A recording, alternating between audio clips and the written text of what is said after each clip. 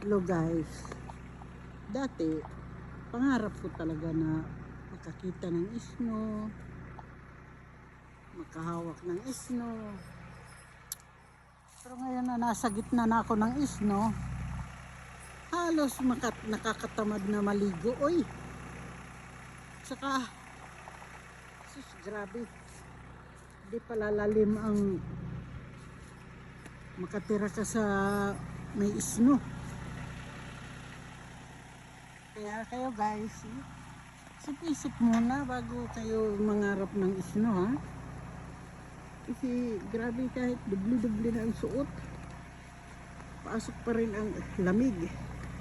Lalo na pag may rayuma na. Dako, wag na talaga kayo dito kasi yung mga haplas mo gagrabihan. Ganun talaga ang buhay. Ang sarap nga talaga, ang sarap.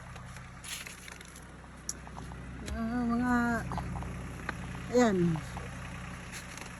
yung bago pang isno pwede ihalo-halo, pero pag naabutan na ng isang araw, hindi na pwede kasi alikabok na yan. Kaya guys, ganito ang buhay namin. Oh, pura isno.